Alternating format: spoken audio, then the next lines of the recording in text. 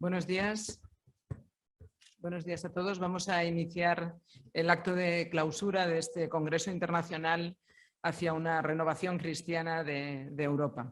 Para iniciar este acto de clausura tiene la palabra doña María Sangil, vicepresidenta de la Fundación Villa Cisneros. María. Gracias, Rosa. Hola, muy buenos días a todos. Para mí es un privilegio presentar al siguiente invitado, Russell Reno, al que ya he españolizado el nombre clarísimamente.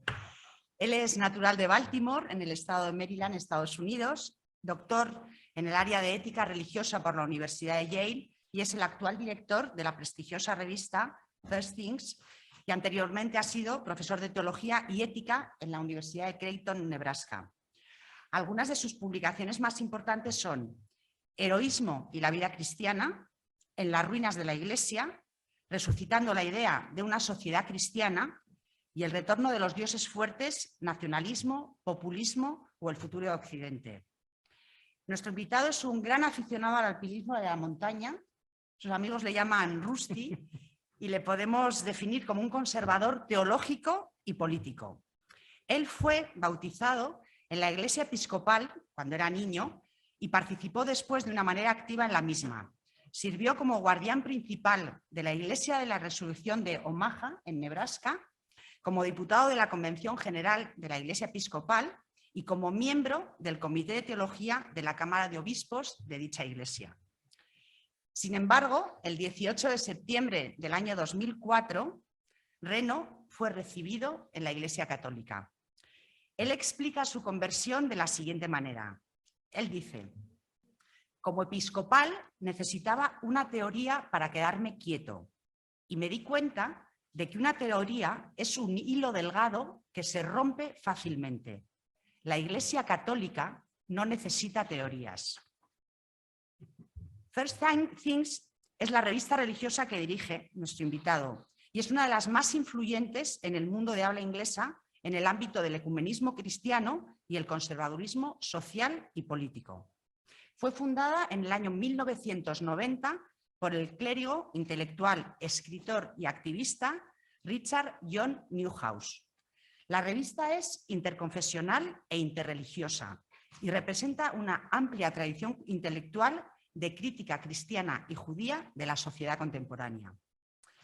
Por el marco temático de este congreso, que hoy llega a su fin y al del cual doy la enhorabuena muy sincera a Elio Gallego por la idea de hacer este congreso que me parece soberbia, me voy a referir de manera muy concreta y muy breve a su ensayo filosófico, que además les recomiendo a todos ustedes y además les digo que también lo pueden comprar a la salida del aula magna porque merece muchísimo la pena, que es El retorno de los dioses fuertes. A mediados del siglo XX, al calor de las teorías aperturistas de Popper y de Hayek y con los horrores de la Segunda Guerra Mundial todavía dolorosamente grabados en la retina comunitaria, las élites políticas occidentales llegaron a una desafortunada conclusión: que las afirmaciones fuertes, Dios, nación, verdad, justicia, desembocaban inexorablemente en violencia y que, por tanto, habían de ser sustituidas por afirmaciones débiles, suaves y relativas. Y de este modo promovieron un cambio cuyos efectos siguen manifestándose hoy. La noción de sentido reemplazó a la de verdad, la de equidad a la de justicia y la de diversidad a la de cohesión. Al tiempo que la política, otrora orientada al bien común, iba degenerando a una mera gestión de intereses particulares y de identidades nacionales que iban disolviéndose en un homogeneizador cosmopolitismo. En El retorno de los dioses fuertes, Reno analiza este proceso y lo relaciona luminosamente con las convulsiones políticas que hoy, en los albores del siglo XXI, tambalean los cimientos del consenso de la posguerra. Según Reno, estos acontecimientos desestabilizadores que la élite mediática reúne bajo el término populismo son en verdad expresiones de un mismo epifenómeno o ecos de un mismo rugido, el de los dioses fuertes que han despertado por fin de su letargo. El mensaje final de Reno viene a ser: liberémonos de una vez por todas del antifascismo, Lo que vivimos no es una crisis de la democracia y el liberalismo, sino su degeneración libertaria desde 1945 hasta 1968. Superar la obsesión de la raza y el sexo no significa en ningún caso querer volver a la discriminación racial o a la inferioridad legal de las mujeres. Reno nos propone buscar nuevas formas de recuperar la familia, el patriotismo y la religión, sin volver a totalitarismos pasados, pero sí defendiendo los principios de verdad y libertad. Muchas gracias.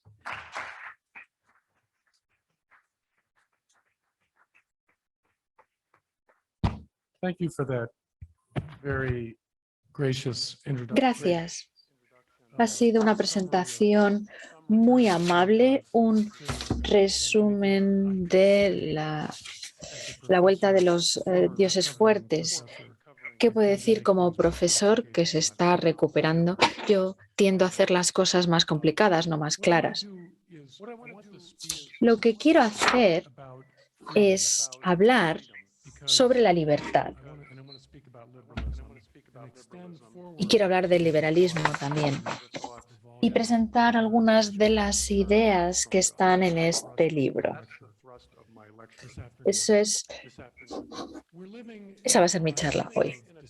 Estamos viviendo en un momento de desintegración. El consenso vigente se formó durante las décadas posteriores a la Segunda Guerra Mundial. Esta es la tesis de mi libro. Aunque los países occidentales tienen distintas tradiciones políticas, podemos decir que una gran parte de la autoridad ha pasado al énfasis angloamericano en el liberalismo. En sus formas modernas, este enfoque busca romper límites, lindes e incluso fronteras. Queda claro que este tipo de liberalismo, al que llamo el consenso de la sociedad abierta, este tipo de liberalismo se está desarrollando ahora. ¿En qué grado se está desarrollando? Esto es objeto de debate, pero no puede haber dudas de que hay mucha preocupación en nuestras sociedades. A cada momento, nuestras élites nos advierten de un creciente iliberalismo que supuestamente pone en peligro la democracia liberal. A decir verdad, yo suspiro cuando se dice que va a volver el fascismo y estoy cansado de polémicas contra el llamado iliberalismo. Hoy, el neopuritanismo woke de la izquierda tiene más probabilidad de destruir nuestras tradiciones liberales y subvertir nuestros sistemas constitucionales de gobierno que cualquier pequeño grupo de neonazis disfrazados o teorías como lo que llamamos en Estados Unidos el integralismo, que son descritas por algunos periodistas y académicos. El neopuritanismo woke es una amenaza al liberalismo, mucho más de lo que cualquier amenaza que podamos pensar en la extrema derecha. Pero dudo a la hora de desechar estas preocupaciones sobre el futuro de la democracia liberal. Resulta útil preguntarse por qué personas que normalmente serían sobrias se exaltan tanto. Hace unos años, cuando escribí El retorno de los dioses fuertes, me pregunté por qué la gente le agitó tanto. Y hemos escuchado algunas de estas cosas hoy. Me gustaría analizar las crecientes preocupaciones sobre el iliberalismo de una manera más general. ¿Qué explica las advertencias urgentes que escuchamos por todas nuestras sociedades? En mi opinión, el pánico se produce porque los guardianes de nuestra herencia liberal sospechan que sus logros son frágiles, que la democracia liberal es algo frágil. Y esta sospecha es correcta. Por ello, protegen el liberalismo con el ardor y la pasión de una leona que defiende a sus crías.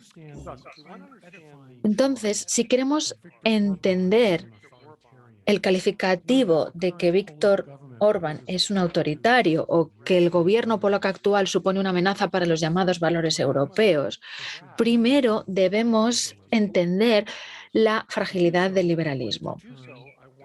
Para hacer esto, voy a acudir a San Agustín. Él reformula la definición de Cicerón de civitas, una política corporal, de la siguiente manera. Una masa de personas se convierte en un público, en un pueblo o civitas, cuando están unidos por amores compartidos. La raíz de la ciudad es la unidad en un amor compartido. El liberalismo propone un amor compartido de la libertad como los cimientos de nuestra vida común. En esta visión, la libertad es autonomía, que es una forma elegante y helenística de decir que la libertad es el dominio de uno mismo. Un político liberal promociona y defiende este amor compartido de la libertad. Esta tarde no tengo la intención de desarrollar las principales propuestas del liberalismo, tampoco deseo embrollarme con las críticas del liberalismo, las personas que piensan que esta tradición de pensamiento es incoherente o condenada al fracaso. Tengo muchos amigos en esta corriente. Simplemente voy a decir que la libertad puede, de hecho, funcionar como un amor compartido. Mi propio país proporciona un ejemplo obvio y podemos mirar las naciones de Europa si queremos buscar otros ejemplos. Por este motivo, debemos aceptar que el liberalismo ha sido y sigue siendo una tradición política viable, una que puede comandar lealtad y dar un carácter distintivo y claro a un sistema de gobierno y una forma de vida. Pero este amor compartido requiere otros amores para florecer y para perdurar. Y ahí está el atractivo de que los guardianes de la democracia liberal de hoy denominan iliberalismo. Para que florezca, nuestras sociedades necesitan las lealtades sustantivas a las tradiciones nacionales y las verdades morales, que éstas no digan nada sobre las verdades trascendentes de la fe. Pero no puede haber una sociedad puramente liberal. Liberal tiene que ser un adjetivo, como la España liberal, la Francia liberal, el cristianismo liberal o el judaísmo liberal, el nacionalismo liberal o el platonismo liberal. El liberalismo no puede funcionar por sí solo y cuando intenta hacerlo, el resultado es la esclavitud y la tiranía, no la libertad. El liberalismo, por lo tanto, no puede perdurar sin un elemento conservador que establezca límites y que ancle nuestras vidas. Y esta va a ser la esencia de mi argumento, que el liberalismo no puede perdurar sin elementos conservadores que establezcan límites y que anclen nuestras vidas. Bien, el argumento. Vamos a comenzar analizando el amor compartido de la libertad por parte del liberalismo. Se basa en la convicción de que no somos solo genes egoístas, ni somos víctimas de nuestros entornos. Somos capaces de tener dominio de nosotros mismos, dicen los liberales, y es innoble para nosotros vivir de una manera que anule esta capacidad. Esta visión de la libertad es la que sostiene los proyectos modernos de liberación. Estos proyectos en general tienen dos formas. Una tiene el objetivo de eliminar barreras y la otra busca el empoderamiento. La primera forma se encuentra en lo que la gente llama ahora liberalismo clásico. Se basa en el principio de no interferencia que dicta la eliminación de las formas tradicionales de control sobre las decisiones personales, especialmente el control que se basa en el poder del Estado. A principios del siglo XIX, los liberales ingleses aplicaron el concepto de John Locke de derecho natural y lo hicieron eliminando límites premodernos al comercio, reivindicando de este modo el derecho al uso libre de la propiedad de uno. En mitad del siglo XX, Milton Friedman abogó por el intercambio económico libre como fuente de orden social y de armonía que requiere un mínimo control de las elecciones individuales. Fue su gran beneficio. Un orden máximo con un control mínimo. Independientemente de la forma que adopte, el liberalismo clásico insiste en lo que yo llamo reducción del control. Su objetivo es liberar la mayor cantidad de espacio posible para el autogobierno. La segunda forma de liberalismo también tiene que ver con la reducción de límites a la libertad personal, pero se centra en el empoderamiento en lugar de la reducción del control. Rousseau fue pionero en este enfoque. Reconoció que somos animales sociales, con frecuencia dominados por la imagen que tiene la sociedad de nuestro propio valor y propósito, de manera que no podemos formular nuestro propio sentido de nosotros mismos. De este modo, la verdadera libertad requiere una terapia de autenticidad y otras formas de empoderamiento. Los liberales con una mentalidad más práctica vieron que el libre uso de la propiedad queda en papel mojado si estamos encarcelados en la pobreza. La libertad de una persona de vender su trabajo no es mucho confort frente al poder del capital. Esta información, estas ideas llevaron a las políticas fiscales de bienestar y laborales que en Estados Unidos se llaman liberalismo moderno. En un ensayo influyente de los conceptos de libertad, Isaiah Berlin juxtapuso estos dos proyectos. Vio el proyecto de reducción de control como un proyecto que protegía la libertad negativa y describía el empoderamiento como la búsqueda de la libertad positiva. Existe una distinción entre la libertad positiva y negativa, pero Berlin enmarcó de manera errónea estos dos objetivos como divergentes. En realidad, la reducción del control y el empoderamiento siempre han estado entrelazados en la era moderna.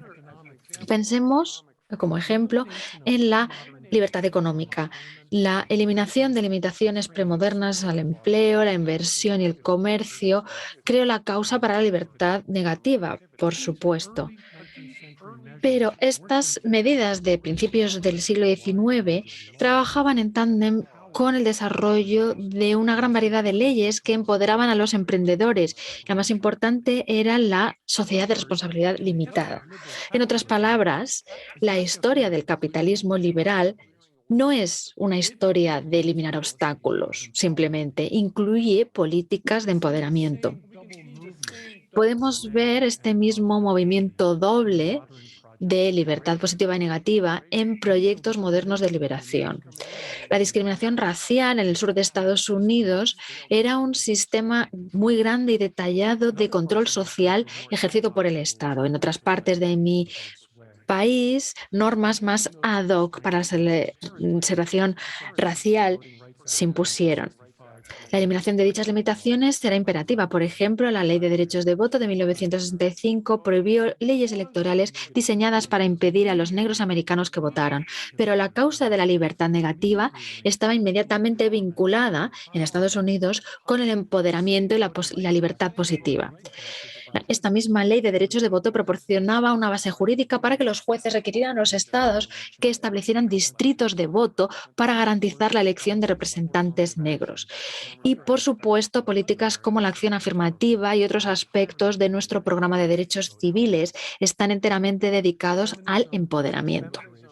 El feminismo y la liberación sexual siguen el mismo patrón: eliminar las fronteras, las barreras, por un lado, al mismo tiempo que se insiste en el empoderamiento, por otro.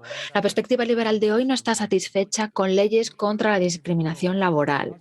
Se nos insta a dar a las chicas imágenes, o a las niñas, imágenes positivas de logros femeninos, y cuando son jóvenes leerles libros sobre médicos y CEOs que son mujeres.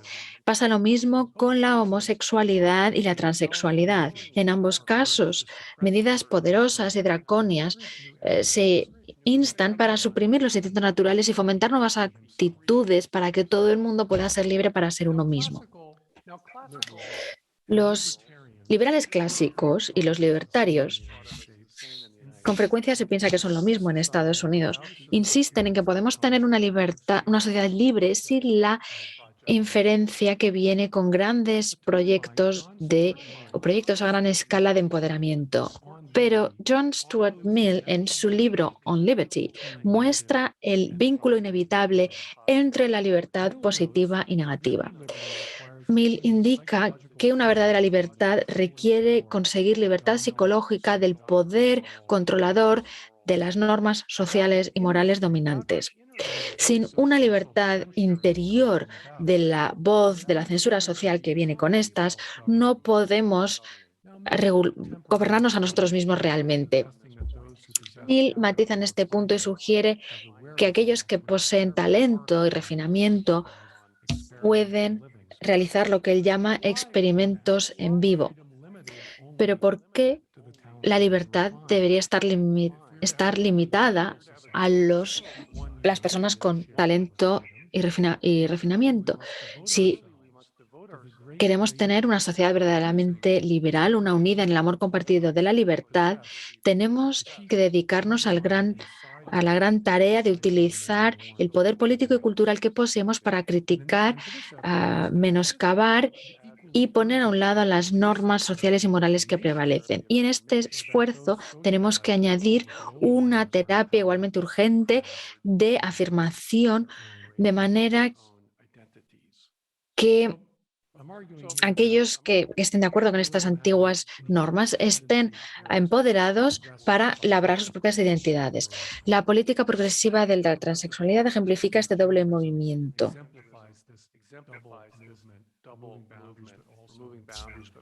Esta eliminación de fronteras, pero también del empoderamiento.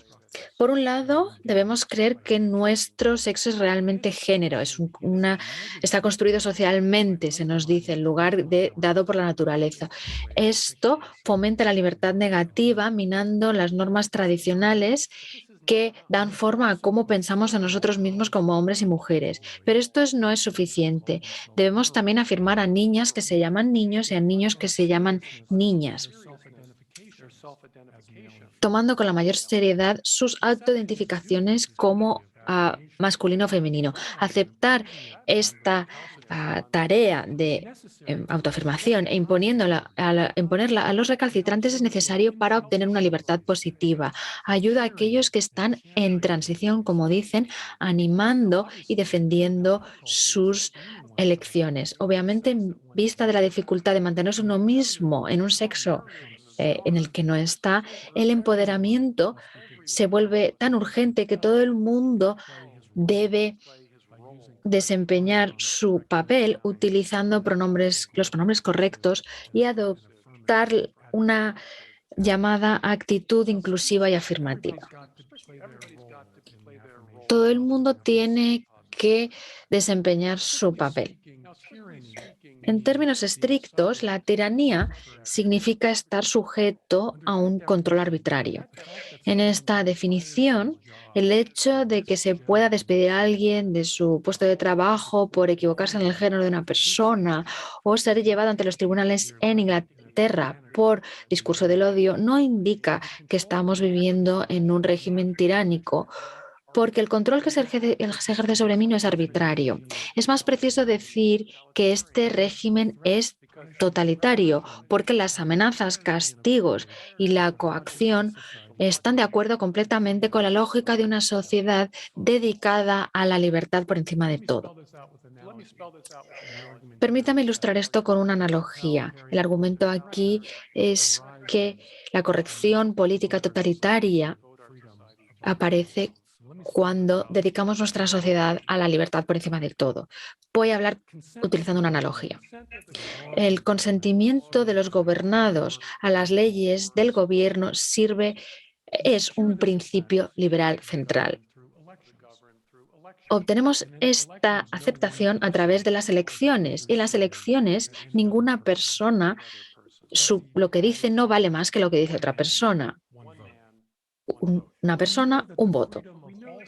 Pero sabemos que la libertad de todos los ciudadanos de votar no significa realmente que todo el mundo tiene la misma tiene que decir lo mismo. Las campañas políticas costan mucho dinero y las personas ricas pueden amplificar sus votos. Por lo menos en Estados Unidos, no puedo hablar por España, pero los ricos en Estados Unidos amplifican sus votos mediante grandes contribuciones. Como remedio, en Estados Unidos hemos impuesto restricciones a las contribuciones en las campañas. Esto se hizo para limitar la influencia política de los ricos. Pero no resulta difícil ver que esta restricción solo funciona a medias. Los que no tienen ningún tipo de medio financiero siguen siendo relativamente impotentes. Por este motivo, aparte de la prensa, algunos ejercen presión para eliminar las contribuciones privadas en total e instan al establishment para que haya un sistema de campañas políticas financiadas por el gobierno, como es el caso de algunos países europeos. No sé si es el caso de España. Pero incluso esto no es suficiente. Si queremos una libertad perfecta para que todos participen en nuestra vida política de una manera real y con sentido, debemos optar por el empoderamiento, dando a cada ciudadano un importe fijo para que lo asigne a los candidatos que elija. Yo diría que la política cultural progresista no es otra cosa que la lógica de una reforma de la financiación de las campañas aplicada a todos los aspectos de la vida. Podemos llamarlo corrección política o política de identidad, pero este enfoque busca reasignar el poder social y el capital cultural de manera que todos nosotros tengamos una igual libertad para determinar qué tipo de sociedad vamos a tener de cara al futuro. Un hombre blanco, heterosexual, alguien como yo, es similar al contribuyente rico a una campaña. Como heredero del capital cultural, mi privilegio debe ser verificado, como dicen, o controlado, para que yo no tenga una influencia desproporcionada en el futuro. Mientras tanto, las voces marginalizadas en la sociedad deben amplificarse, empoderarse. Esto explica la ideología antioccidental en universidades que defiende tradiciones no occidentales al mismo tiempo que trata a los clásicos de la literatura occidental como amenazas peligrosas. También explica las contradicciones en programas de diversidad e inclusión. En Estados Unidos, por ejemplo, nadie considera un departamento de literatura inglesa que no tenga diversidad si la mayoría de sus profesores son mujeres y la mayor parte de los demás son homosexuales o personas de color. Y nadie se extraña cuando los activistas insisten en que contratar a un cristiano conservador amenazaría y menoscabaría el compromiso de la universidad con la inclusión. Estoy pensando que se les da poder a aquellos que están en el margen para compensar esta libertad. Voy a parar aquí y voy a volver a mi punto central. Un liberalismo excesivamente dominante ha hecho del amor compartido a la libertad nuestro único objetivo en la sociedad. Y esto ha traído consigo el progresismo cultural de hoy en día y sus tendencias totalitarias. En la última generación, algunas personas se preguntan por qué las personas que han nacido en Occidente deben dictar nuestras convicciones morales. Después de todo, si la libertad verdadera significa que mi destino no debe estar determinado por mi clase social, raza o sexo, ¿por qué debería estar determinado por mi cultura? Si amamos a la libertad por encima de todo, entonces la cosa más liberal que podemos hacer es renunciar a la autoridad de la cultura occidental. Esto no es enteramente nuevo en Estados Unidos. Recordemos a Emerson y a Thoreau hace más de 200 años proponían lo mismo.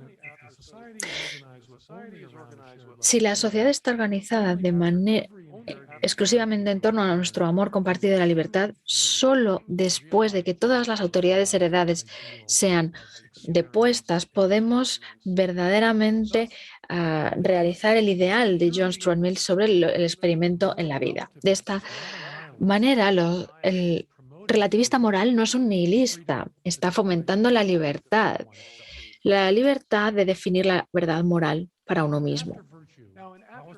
En After Virtue, Alasdair MacIntyre diagnosticó la teoría moral del emotivismo, no del relativismo moral, pero acaban siendo la misma cosa. Y MacIntyre muestra que un rechazo determinado de identificar los fines sustantivos que constituyen el bien para el hombre, reduce los debates morales y políticos para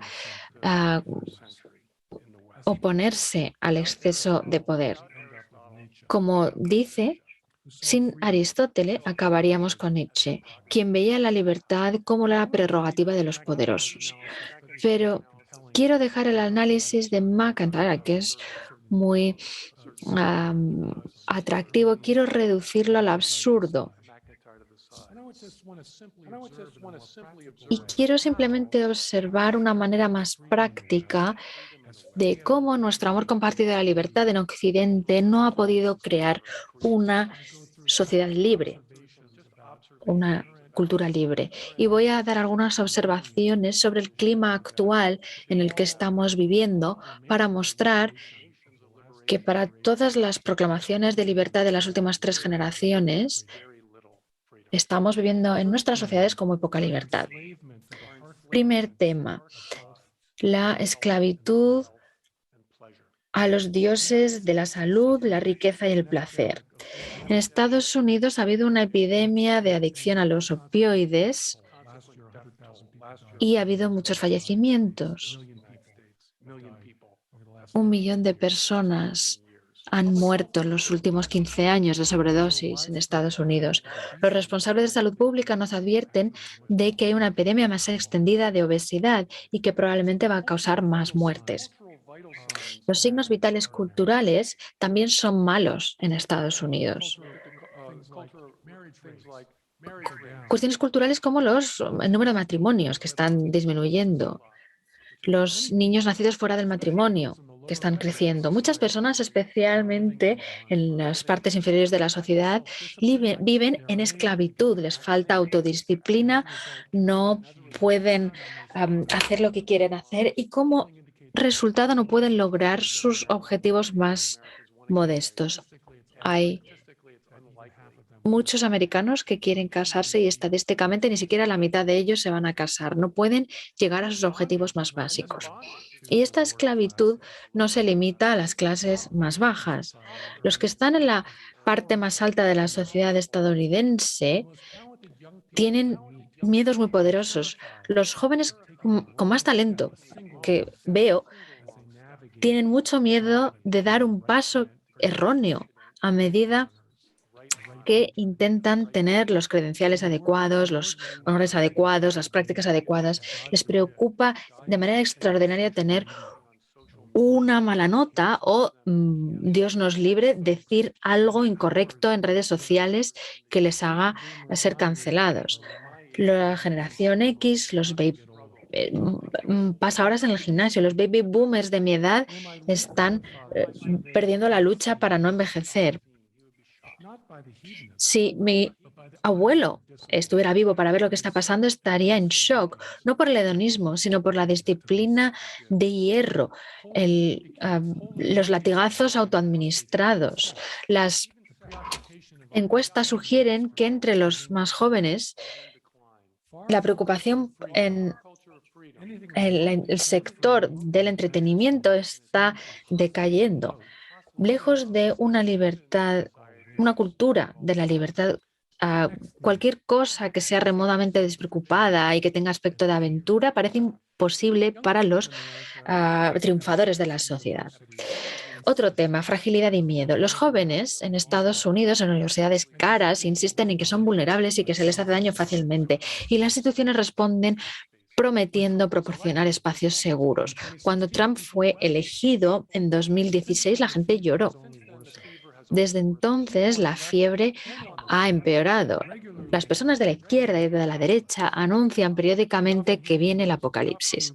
Con frecuencia oímos a personas que temen la vuelta de Hitler, por ejemplo. Y, por supuesto, la respuesta a la pandemia de COVID ha sido impulsada por un gran miedo a la muerte, de manera que se nos prohibía acompañar a la gente que moría y enterrar a los muertos.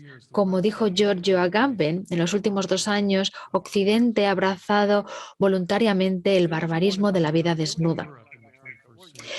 Podemos decir lo que queramos de Estados Unidos o Europa en el siglo XX, pero estos no son las cualidades de una sociedad libre. Como Thomas Hobbes entendió muy bien, el miedo es el principal gran enemigo de la libertad.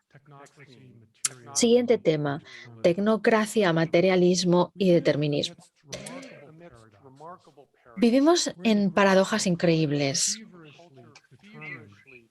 Estamos en una cultura que está plenamente determinada para liberarnos de cualquier obstáculo, incluso los que imponen nuestros cuerpos. Y sin embargo, aunque sea a través de ciencia cerebral, sociobiología o teoría económica, nuestras principales instituciones educativas instilan en nuestra élite la convicción de que los seres humanos están en gran medida determinados por intereses económicos, el ADN u otras causas materiales. Aunque los científicos sociales como Steven Pinker en la Universidad de Harvard han desdeñado sin duda las teorías de los críticos literarios, nuestros sabios posmodernos también reducen la vida a palancas supuestamente fundamentales como el deseo sexual, el deseo de poder o el miedo a la diferencia. Consideremos el concepto de privilegio blanco. Este concepto es una ley de vida social implacable como la ley de la oferta y la demanda. No me sorprende el consenso materialista y determinista que va desde la sociología al estudio de la literatura en el siglo XX. El determinismo es necesario para la tecnocracia, cuya legitimidad se basa en seguir a la ciencia, como dicen. Y la ciencia no tiene un lugar para la libertad humana. Incluso la psicología, en la medida en que pretende ser una ciencia del alma, opera sin un fuerte concepto de libertad. Hoy, nuestras sociedades están dominadas por una élite liberal que afirma la libertad, que fomenta un amor a la libertad, pero esta misma élite no posee ideas profundas, porque su educación no las tiene, de la naturaleza de la libertad. Esto lleva a una de las paradojas más profundas de nuestro tiempo. Es la ambición inspirada en Francis Bacon de diseñar la cultura, incluso al punto de hacer microgestión de los pronombres, de manera que todo el mundo pueda ser verdaderamente y finalmente libre. Es una gran paradoja porque es una cultura gestionada, incluso más que una economía gestionada, puede afirmar que sirve a la libertad, y esto es lo que hacía el marxismo, pero produce lo opuesto, como demuestra el totalitarismo woke de hoy. Y un último tema: cinismo, escepticismo y la ironía. Otra paradoja es la combinación de un activismo idealista en estos momentos y un sentido cada vez mayor de impotencia y cansancio. Quizá el primero es adoptado como terapia para ayudarnos a lidiar con el último, este cansancio. Cualquiera que sea la relación entre el idealismo y la tristeza o desesperación, me sorprende la desesperación implícita en la afirmación de que la historia está al lado de la justicia. Esto es algo que suelen decir los progresistas en Estados Unidos. Esta afirmación sugiere un determinismo benevolente que reivindica el idealismo progresista al mismo tiempo que acepta la sospecha de la moderna de que estamos bajo el control de poderes que se escapan a nuestro control. Como Peter Thiel indica en Zero to One, una gran parte de nuestro pensamiento, desde la ciencia hasta las estrategias de inversión, ha cambiado de intentar entender las causas para que podamos utilizar nuestra inteligencia y libertad para diseñar mejores resultados, a desarrollar algoritmos para que podamos mantenernos encima de cualquier ola de eventos aleatorios que venga hacia nosotros. Aunque es menos dañino inmediatamente que el miedo, el cinismo también mina la libertad. En mi experiencia, los estudiantes universitarios estadounidenses siguen las últimas causas woke y se denominan contracultura y después solicitan un puesto de consultor en McKinsey. He escuchado conversaciones en las que jóvenes hablan una y otra vez, sin esfuerzo, de afirmaciones ardientes sobre la justicia social y pasan a cálculos maquiavélicos de cómo hacer avanzar sus carreras. Y esto ha aumentado todavía más desde los años 60. Uno ve la cultura de hoy mucho más en aquellos que están llegando a la edad adulta. Y lo que yo veo sugiere que el amor de la libertad de los liberales o del liberalismo está fracasando, no está teniendo éxito. Aunque los americanos nacidos a principios del siglo XX lucharon en campos de batalla en Europa y en el Pacífico y mi generación creció bajo la sombra del holocausto nuclear, hoy los jóvenes parecen albergar un mayor miedo de la muerte. Aunque mis abuelos se casaron y tuvieron niños en la época más dura de la Gran Depresión, incluso los jóvenes con mayor talento, con un brillante futuro, tienen miedo de no tener suficiente dinero. Yo fui al instituto en los últimos años del antiguo consenso de la clase media, que era bastante punitivo para aquellos que eran raros, se desviaban. Pero basándome en lo que he observado, la ansiedad de mis compañeros cuando estábamos creciendo, su miedo de ser excluidos o juzgados, palidece en comparación con el miedo de los estudiantes de instituto de hoy en día de que les saquen los colores en redes sociales, de pasar vergüenza. Y el miedo, como ya he dicho, es el gran enemigo de la libertad. He definido la libertad como autonomía. Yo he vivido en una sociedad en la que la libertad la vivían unos pocos. Como le dije a un amigo mío, si esta es la cultura de la libertad, yo no quiero tener nada que ver con ella. Este momento en el que estamos viviendo hoy, puedo cruzar cualquier frontera que quiera, pero creo que las personas están mucho más esclavizadas que cuando yo era joven. Yo he definido la libertad como autonomía, que quiere decir dominio de uno mismo. Voy a decirlo de una manera todavía más simple. La libertad significa hacer lo que quieres hacer. Y según creo, así es como San Pablo entiende la libertad cuando nos dice que Cristo nos ha liberado para la libertad. Como dice, somos esclavos del pecado y la muerte, y no haciendo lo que queremos hacer, y estamos haciendo lo que odiamos. Esto es Romanos capítulo 7. No hacemos las cosas que queremos hacer. Y este tipo de esclavitud es muy claro en Occidente. Hemos organizado nuestras sociedades en torno a un amor singular de la libertad y hemos erosionado significativamente las fuentes de libertad, y estas fuentes se basan en la fuerza de nuestros amores sustantivos y no en nuestras declaraciones de independencia. En otras palabras, la libertad viene del poder de decir no. Y este poder se encuentra en amores que son más fuertes que nuestros miedos. La libertad tiene su origen en nuestra capacidad de decir no. La tradición judía entiende esta verdad fundamental de la libertad.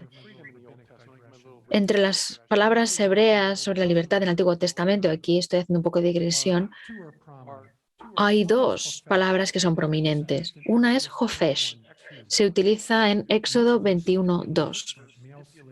Este versículo estipula que los esclavos hebreos hombres deben ser liberados después de 6 años de servicio. Y la otra es Dror, que se encuentra en Levítico 25:10, que ordena que la libertad debe proclamarse por toda la tierra durante el año de jubileo. Este versículo de Levítico 25:10 está inscrito en la Campana de la Libertad en Filadelfia, un monumento muy famoso a la libertad en mi país. Esta misma palabra, Dror, se utiliza en Isaías 61:1, que nos dice que el Mesías nos va a traer libertad a los cautivos. Muchas palabras para libertad, pero es interesante ver que los judíos no se centran en estos términos. Para ellos, la palabra central para libertad es Herut. Es la palabra asociada a la celebración de la liberación. Y es una lección extraña, esta lección de palabras. Herut aparece en Reyes 1, 21, 8, donde se suele traducir como los mayores o ministros. En otras palabras, aquellos que se han dedicado especialmente al servicio de Dios. ¿Cómo puede ser eso libertad? Y sí, es más extraño el camino por el que esta palabra acaba significando libertad. Y lo voy a explicar. Los rabinos antiguos sustituyeron Herut por Harut, otra distinta vocal, en Éxodo 32, 16. En hebreo, las vocales son marcas, no son letras, y en la Torá estas vocales están ausentes, solo se tienen los consonantes, entonces no es una locura cambiar las vocales, como parece. Y en ese versículo, Harut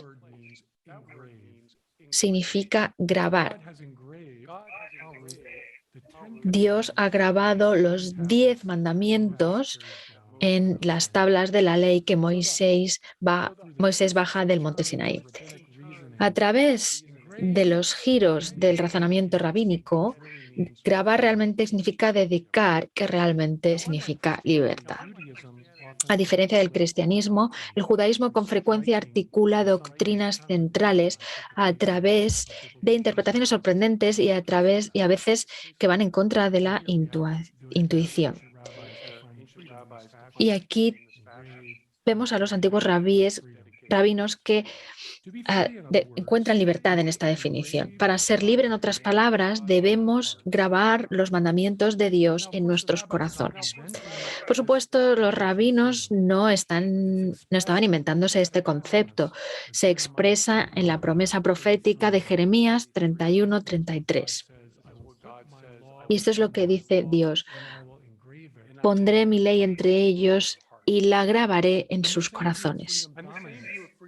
Y esta misma visión de libertad domina el Nuevo Testamento. Hebreos 8:10 cita el versículo de Jeremías y en muchos lugares San Pablo enseña que la obediencia a Cristo trae libertad. Con la ley de Cristo grabada en nuestros corazones podemos decir no a los poderes mundanos que buscan dominar nuestras vidas y entonces ser libres.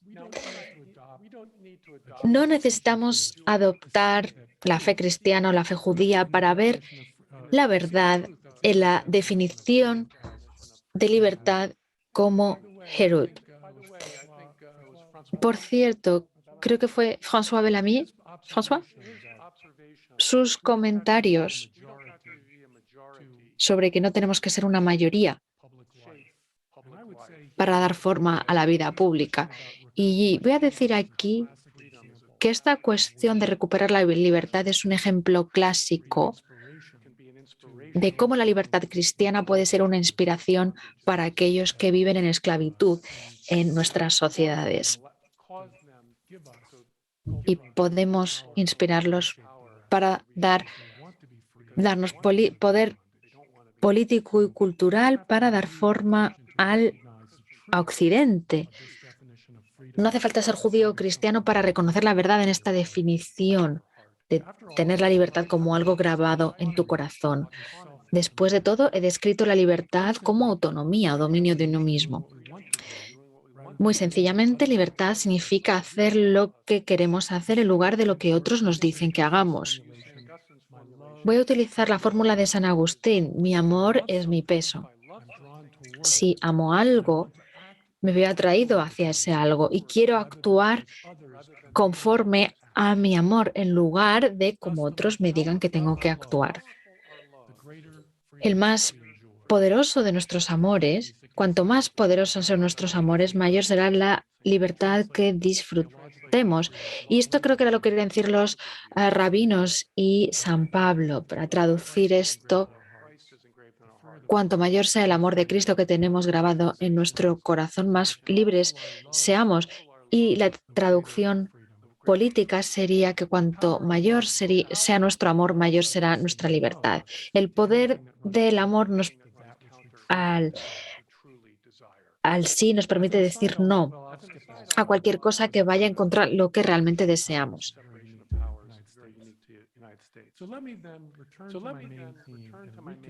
Vamos a volver al tema principal y voy a recapitular todo lo que he dicho.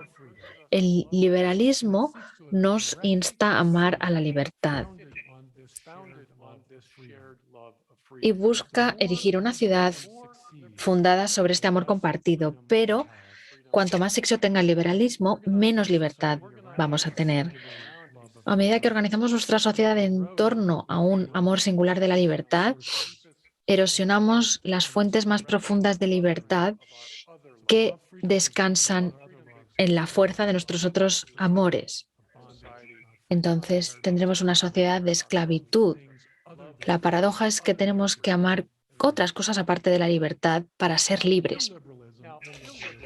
El iliberalismo es un concepto todavía más borroso y sucio que el liberalismo, lo cual no es sorprendente puesto que funciona como una negación y no como una afirmación. Iliberalismo.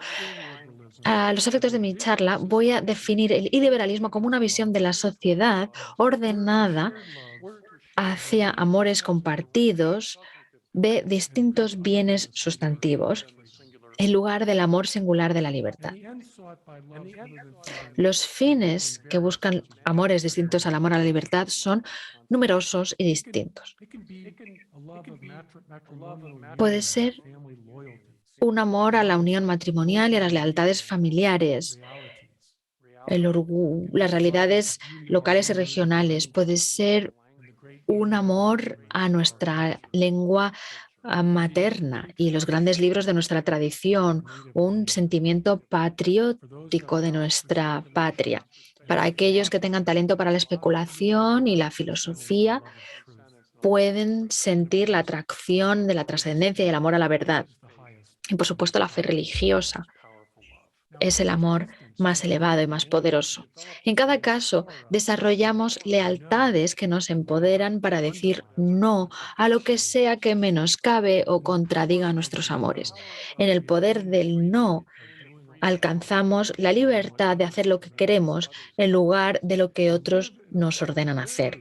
Vivimos conforme a verdades, cuya autoridad afirmamos y aprobamos en lugar de conforme a nuestros deseos cambiantes o incluso con mayor frecuencia las demandas del comercio, la cultura de masas o la ideología. Lo que he descrito aquí obviamente es conservadurismo tradicional. Y este conservadurismo tradicional insiste que una sociedad justa debe proponer una visión sustantiva de los bienes humanos a sus miembros, especialmente a los jóvenes cuando son educados. Asimismo, una sociedad justa debe otorgar el poder adecuado a autoridades a las que se les confía la promoción y la protección de estos bienes. Voy a dar un ejemplo concreto. El culto es un bien fundamental y las autoridades políticas deben fomentar el culto religioso. Esto no significa que los políticos deban liderar los servicios en las iglesias o que el clero deba gobernar. En lugar de ello, el poder gubernamental debe utilizarse para fomentar y proteger la virtud de la religión. Ya lo hacemos en Estados Unidos. Para desesperación de aquellos que buscan una política puramente liberal, el derecho constitucional en Estados Unidos del libre ejercicio de la religión otorga derechos especiales a las personas que son religiosas. Tenemos distintas leyes. En la juventud había distintas leyes del sábado que impedían que los domingos se volviera en una invasión del comercio. Hay ahora un cierto movimiento para restaurar una defensa del sábado en mi propio contexto. A diferencia del liberalismo, el conservadurismo tradicional no tiene un foco singular y solo alcanza una expresión teórica vaga. Quizás debe ser así. porque hay muchas cosas que acaban siendo bienes que deben valorarse y cuánto poder debe otorgarse a las autoridades que fomentan estos bienes. Esa es la pregunta. Yo me considero un conservador liberal. Esto significa que aconsejo a la tolerancia en la inevitable pluralidad de bienes que se promocionan en la sociedad, porque son variados y heterogéneos como los nuestros.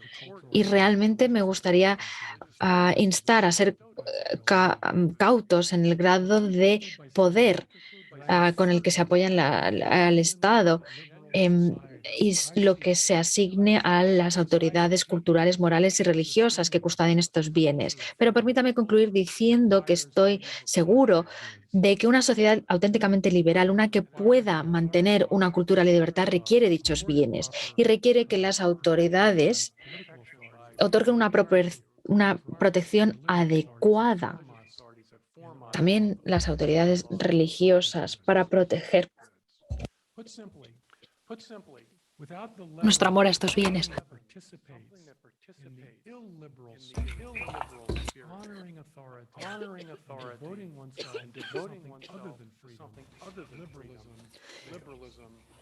Sin el espíritu iliberal de honrar la autoridad para dedicarse a algo que no será libertad, el liberalismo falla.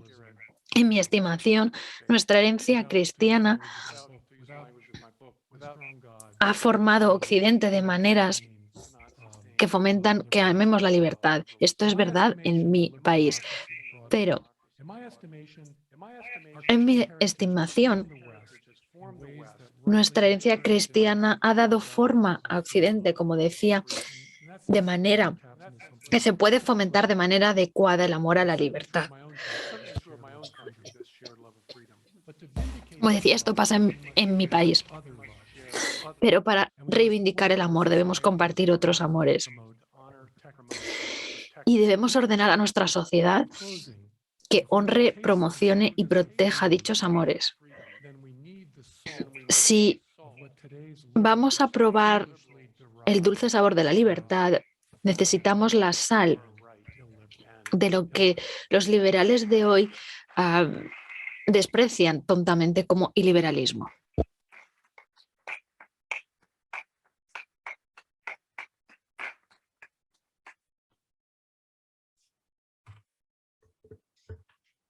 Muchas gracias, Russell.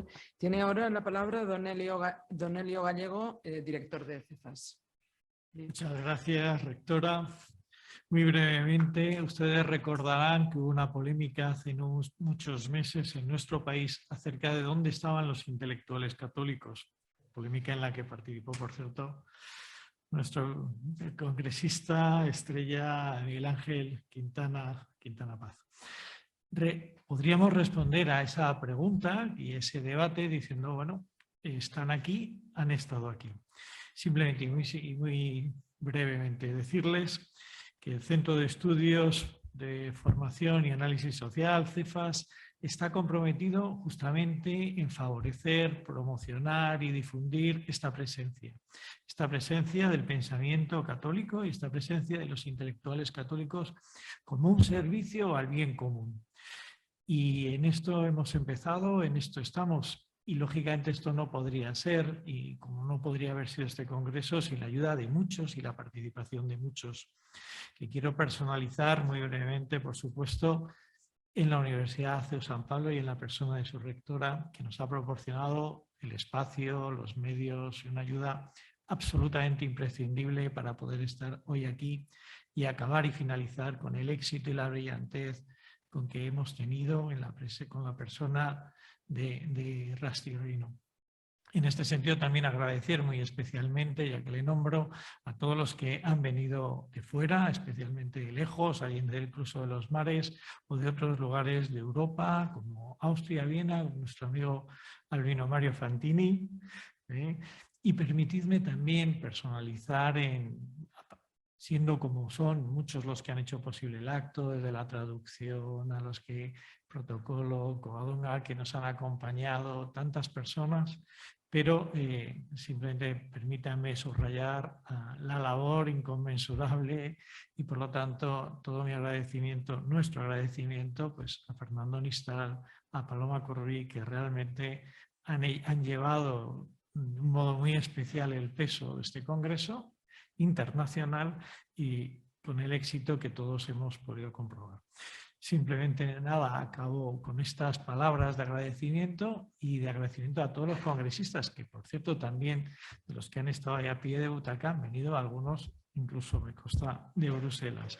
Muchas gracias a todos y espero que esto haya sido unos días, unas horas, un encuentro y una palabra fecunda para todos. Gracias.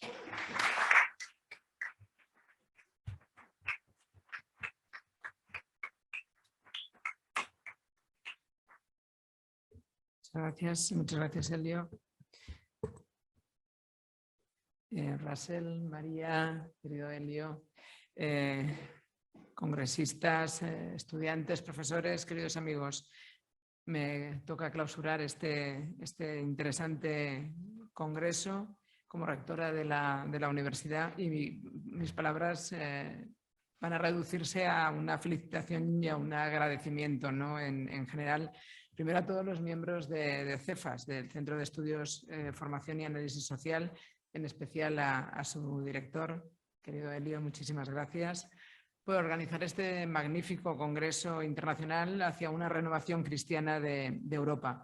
Un tema de enorme interés en la actualidad que ha permitido conocer a lo largo de estos 3 días el indiscutible e importante papel de los fundamentos cristianos de Europa a lo largo de su historia y las propuestas que se han puesto a debate en las diferentes ponencias y mesas redondas para que estos cimientos sigan vigentes en nuestro siglo, en el siglo XXI, en favor de una sociedad con un mayor sentido religioso que la haga mejor y más justa.